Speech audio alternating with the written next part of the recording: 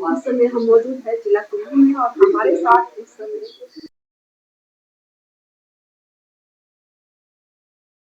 जो है वो लेखक है हिमाचल के, या हम कह दें कि हिंदुस्तान के। यहाँ से ये बहुत बड़ी विरासत जो है ये लेकर आए हैं और काफी सारी अच्छी से अच्छी इन्होंने उपन्यास नॉवल है वो लिखे हुए हैं। काफी कहानियां भी इनकी छपती रहती है। साथ ही साथ में ये स्कूल भी तो जो है वो चलाते हैं। उनका भी एक चेयरमैन है उनके, इनका नाम है भारत भारती और नालंदा नेक्स्ट। तो किस तरह ये अपने इस कामों को जो है कार्यों को बखूबी निभाते हैं और इनकी क्या प्रेरणा रही है इन कार्यों के पीछे, हम जानते हैं पूरी रूप से जानकारी। तो जैसा आपने बताया कि शिक्षा से हम लोग जुड़े हुए हैं बहुत लंबे समय से। भारत भारती का एक 50 वर्षों का इतिहास है अपने आप में। हर साल मेरिट लिस्ट में स्टूडेंट्स होते हैं या आगे भी बहुत सारी प्रतियोगिताओं में स्टूडेंट्स बहुत अच्छा कर रहे हैं। तो फिर सवाल ये पैदा होता है कि नालंदा नेक्स्ट जेन की जरूरत क्यों पड़ी। इसके पीछे कारण ये था कि हमारे जो बहुत पुराने स्टूडेंट्स हैं, आज की डेट में डॉक्टर्स हैं, इंजीनियर्स हैं या फिर स्टडीज कर रहे हैं, उनका ये था कि हम यहाँ पे एक ऐसा इंस्टीट्यूट, ऐसा एक संस्थान लाएं जहाँ पे जिस चीज के लिए बच्चों को दिल्ली या चंडीगढ़ जाने की जरूरत पड़ती है, ऐसा कुछ हम यहाँ पे शुरू कर पाए।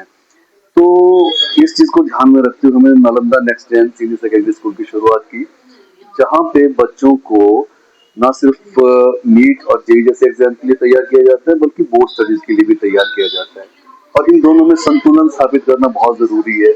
तो जो नीट और जेईई की फैकल्टी है वो सारी बाहर की है। जैसे हमारे पास जो केमिस्ट्री की फैकल्टी है, मिस्टर अशोक, ये जो है पिछले 14 साल से लगातार पढ़ा रहे हैं। 3 साल से तो नालंदा में ही है। आकाश दिल्ली और आकाश लखनऊ में पढ़ा चुके हैं, मोशन कोटा में ये पढ़ा चुके हैं। हमारी जो फिजिक्स की फैकल्टी है मिस्टर गजेंद्र, वो आईआईटी रुड़की से हैं और हैदराबाद और कोटा जैसी जगहों पे वो भी पढ़ा चुके हैं। उसी तरह से शिवम दुबे मैथमेटिक्स पढ़ा रहे हैं, मध्य प्रदेश से एमटेक हैं और जेई मेंस और साथ में एडवांस के लिए स्टूडेंट्स को तैयार करते हैं। बायोलॉजी की faculty miss Shivani Sharma, Punjab university से इन्होंने अपनी एजुकेशन की है और बच्चों के बीच में बहुत पॉपुलर है बायोलॉजी को बहुत बारीकी से आसान बनाने के लिए। और पहले अन अकेडमी और आधुनिक ऐसे संस्थाओं से जुड़ी रही हैं। तो ऐसे फैकल्टी रेयर है कुल्लू में, अपने आप में इतनी अनुभवी, इतनी एक्सपीरियंस। और साथ में जो बोर्ड के बच्चों के डाउट्स होते हैं, बोर्ड से रिलेटेड जो नीड्स रहती है, उसको एड्रेस करने के लिए अलग से फैकल्टी है, जो अपने आप में नालंदा को यूनिक बनाती है।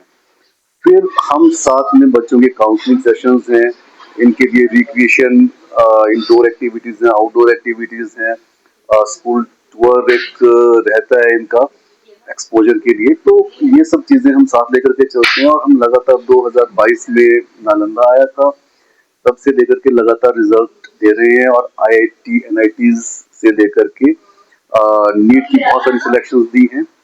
नालंदा नेक्स्ट जेन एक स्कूल के तौर पे पिछले साल ही अस्तित्व में आया है, नालंदा 4 साल से है।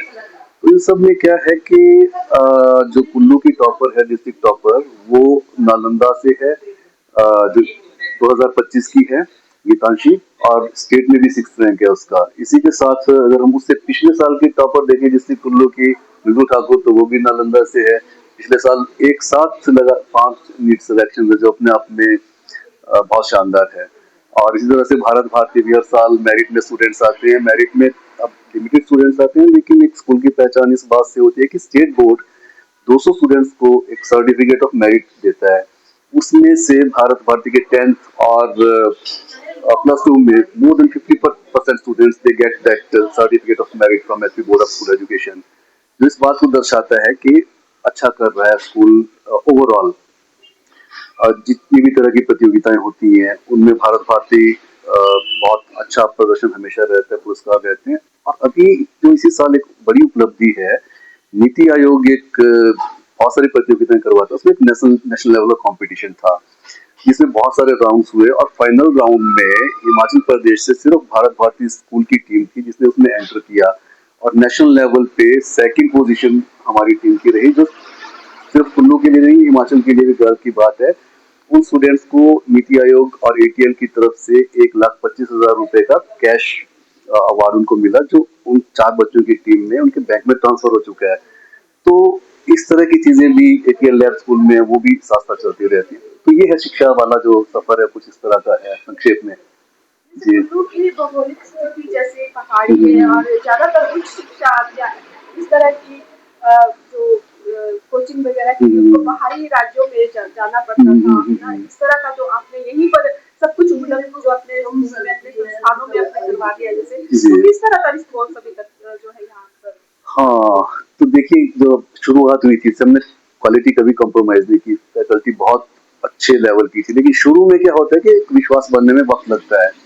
फर्स्ट बैच में सिर्फ 10 स्टूडेंट थे, जेई के स्टूडेंट्स थे, वही हमें मिले उस वक्त, और उसमें से 6 सिलेक्शन हुए उस पहले ही साल में।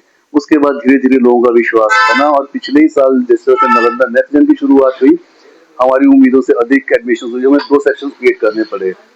तो अभी कुल मिला के नालंदा में 150 से ऊपर स्टूडेंट्स हैं, और जिस तरह से इस बार लोगों की क्वेरीज आ रही है, लोग विजिट कर रहे हैं, स्टूडेंट्स पेरेंट्स, तो हमें लगता है कि ये नंबर 300 से ऊपर जाने वाला है। तो अब जो है, अब रिस्पांस बहुत अच्छा है, अब हम कह सकते हैं। लेकिन हमने इसके पीछे, इस रिस्पांस के पीछे पिछले 3-4 साल के रिजल्ट और हमारे जो पॉलिसीज है इंस्टीट्यूट की, जो यहाँ पे हमारा एडमिनिस्ट्रेशन है, हमारे टीचर्स हैं, उनकी मेहनत और बच्चों की कमिटमेंट, ये सब चीजें, पेरेंट्स का सपोर्ट, हर एक चीज मैटर करती है।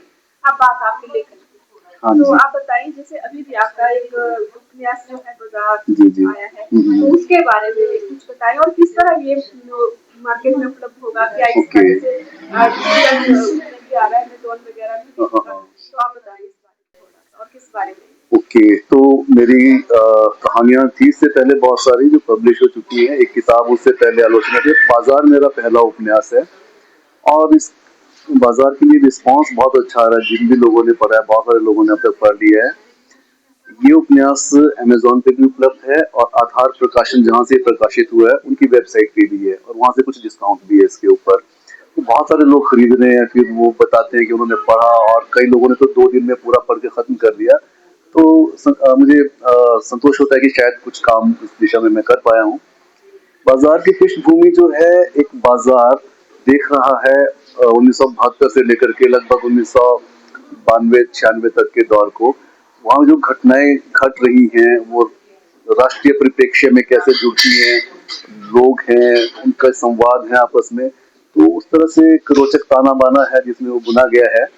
और अपने आप में ये देखा जाए तो हर बाजार की कहानी हो सकती है। जेएनयू से प्रोफेसर पुरुषोत्तम अग्रवाल हैं, बहुत प्रख्यात लेखक और चिंतक हैं। उन्होंने जब ये उपन्यास पढ़ा, तो दिल्ली में उन्होंने कहा कि मुझे लगा कि मैं मध्य प्रदेश में, जिस इलाके से वो बिलोंग करते हैं, अपनी युवावस्था में, तो उस बाजार की कहानी मुझे लग रही है। तो मुझे ये अच्छा लग रहा है कि कोई भी जो पाठक हैं, वो उसको अपने नगर, अपने कस्बे और अपने बाजार से जोड़ करके देख पा रहे हैं। तो ये भी एक सुखद पहलू है इस चीज़ का, ऐसा है। बच्चों को क्या संदेश देना चाहिए हमारे चैनल के माध्यम से, क्योंकि एक आइकॉन इस समय आप यहाँ पर हैं, तो आप बताइए। मैं तो इस चीज में विश्वास रखता हूँ कि हमें बच्चों से सीखना चाहिए, और हमेशा युवा पीढ़ी सब बच्चों से बहुत कुछ सीखने के लिए भी मिलता है। नई पीढ़ी अलग तरह से सोचती है, बहुत क्रिएटिव भी है। अ, मैं संदेश तो नहीं, लेकिन एक तरह से उनकी बातचीत में जब हम डिस्कशंस करते हैं, स्कूल में भी काउंसलिंग सेशंस होते हैं, तो मैं यही बात करता हूँ कि वो डिजिटल मीडियम पे बहुत ज़्यादा हैं, और जो सोशल मीडिया है, इस पे निर्भरता थोड़ी कम करके जो प्रिंट मीडियम है, उस पर शिफ्ट होना चाहिए। और किताबें बच्चों को सिलेबस के अलावा भी बहुत सारी अलग अलग तरह की किताबें पढ़नी चाहिए। अभी तो आप देख रहे हैं कि बहुत सारे कंट्रीज में जो है वो डिजिटल मीडियम से वापस प्रिंट मीडियम की तरफ आ रहे हैं, बहुत सारी कंट्रीज। और बहुत सारी कंट्रीज में सोशल मीडिया के लिए बच्चों पे 16 ईयर्स उस पे बैन भी कर दिया है। तो मुझे लगता है कि ये चीज़ें सही डायरेक्शन में जा रही हैं, और हमारे देश में भी ये ज़रूरी है कि बच्चे प्रिंट मीडियम की तरफ बढ़े। बहुत सारी समस्याएं आ रही हैं, वो स्क्रीन टाइम इतना बढ़ गया है, उससे अटेंशन स्पैन कम हो रहा है बच्चों का, आंखों की समस्याएं तो हो ही रही हैं।